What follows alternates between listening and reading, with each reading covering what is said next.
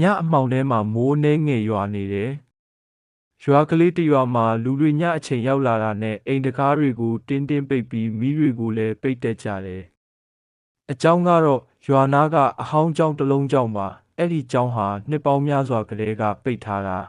။သို့ပေမဲ့တစ်ခါတလေညအလယ်ပိုင်းမှာလှေကားပေါ်ကတက်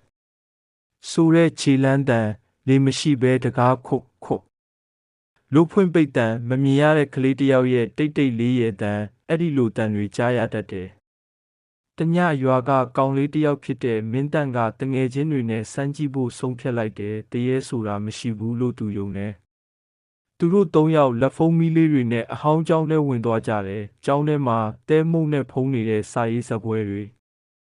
နေရံပေါ်မှာမတိဘသူရေးထားမှမသိတဲ့အမှတ်သားတွေအတန်းခန်းနောက်ဖက်မှာပြက်နေတဲ့ဘလက်ဖုတ်ကြီးမင်းတန့်ကမီးကိုဘလက်ဖုတ်ပေါ်ထိုးလိုက်တဲ့အချိန်မှာဘလက်ဖုတ်ပေါ်မှာစာတကြောင်အစ်စ်ပေါ်လာတယ်မင်းတို့နဲ့အတူနောက်တစ်ယောက်ရှိတယ်သူတို့၃ယောက်တစ်ယောက်ကိုတစ်ယောက်ကြည့်ကြတယ်ဟဲ့ဘသူရေးတာလဲလူတငယ်ချင်းတစ်ယောက်မေးတယ်အဲ့ဒီအချိန်မှာနောက်ကနေအေးလေတစင်းလေဝင်လာတယ်မင်းတက်လက်ဖုံးမီးကိုဖြည်းဖြည်းနောက်ကိုလှည့်လိုက်တယ်အခန်းထောက်မှာအတန်းကျောင်းသားဝတ်စုံဟောင်းနဲ့မျက်နှာမမြင်ရတဲ့ကလေးတစ်ယောက်တိတ်လေးထိုင်ပြီးသူတို့ကိုကြည့်နေတယ်ပြီးတော့အနားကဘလက်ဖုတ်ပေါ်မှာစာတကြောင်ထပ်ပေါ်လာတယ်အခုမင်းတို့၄ယောက်ဖြစ်သွားပြီးမင်းတန်းတို့၃ယောက်လုံးလှည့်ကြည့်လိုက်တဲ့အချိန်မှာသူတို့တွေကတစ်ယောက်မတိမတာပျောက်သွားခဲ့ပြီးမင်းတန်းတို့၃ယောက်လုံးတိတ်ဆိတ်သွားခဲ့ကြတယ်အခန်းထဲမှာလေတောင်မရွှေ့သလိုအေးဆက်နေတယ်ဟဲ့ကိုကြော်ပဲသွားလဲလူတငယ်ချင်းတယောက်ကအတန်နဲ့တုံပြီးမေးလိုက်တယ်သူတို့၃ယောက်လာခဲ့ပေမဲ့အခုတော့၂ယောက်ပဲကျန်တော့တယ်ဒါပေမဲ့သူတို့ဝင်လာခဲ့တဲ့တကားကြီးမရှိတော့ဘူးနေရံပဲရှိနေတယ်လက်ဖုံးမီးကလည်းအလင်းတစ်ခါတောက်ပြီးတစ်ခါမိန်လာတယ်ထွက်လို့မရဘူးလူမင်းတက်မျက်နှာဖြော့သွားတယ်အဲ့ဒီအချိန်မှာတက်လေကားပေါ်ကခြေလန်းတန်တစ်ခုကြားလာတယ်တယောက်လာနေသလိုပဲဒါပေမဲ့ခြေလန်းတန်ကမထူးဘူးတခါတည်း၄ယောက်လောက်တက်လာတဲ့အတန်လိုပဲကြားရတယ်သူတို့နောက်ကနေအေးဆက်တဲ့အတန်တစ်ခုတိတ်လေးထွက်လာတယ်မပြေးနဲ့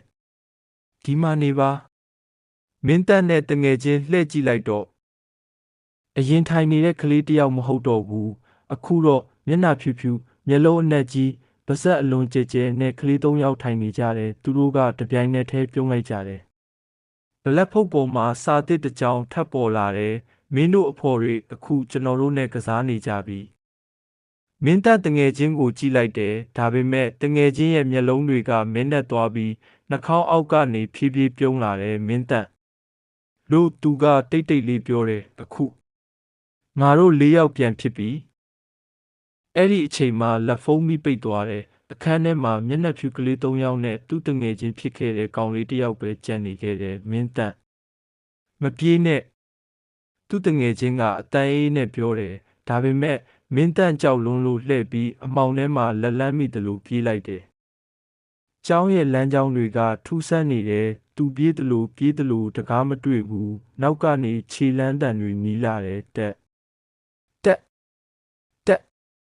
အခုတော့ခြေလန်းတန်၄ခုမင်းတက်လှေကားထဲကနေအောက်ထပ်ကိုပြေးဆင်းလိုက်တယ်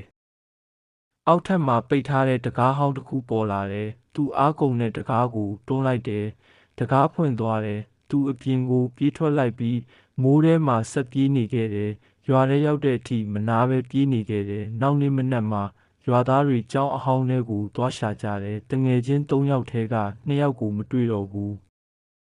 မင်းတန့်တယောက်ပဲအသက်ရှင်နေခဲ့တယ်သူပြောခဲ့တဲ့အရာကိုလူတွေမယုံကြဘူးကျောင်းထဲမှာကလေးတရေတွေရှိတယ်လို့ဒါပေမဲ့တပတ်လောက်ကြာတော့ရွာသားတွေညဘက်မှာကျောင်းသားကနေကလေးတွေရေတန်းကြားလာတယ်တခါတလေတော့၄ယောက်ရဲ့ရေတန်းနောက်တနေ့မနက်မှာမင်းတန့်ကိုသူ့အိမ်မှာမတွေ့တော့ဘူးသူ့အိမ်ယာပေါ်မှာမြေမှုန့်နဲ့ရေးထားတဲ့စာတကြောင်းပဲကြံခဲ့တယ်အခုကျွန်တော်တို့၄ယောက်ပြန်ကစားနေပြီတဲ့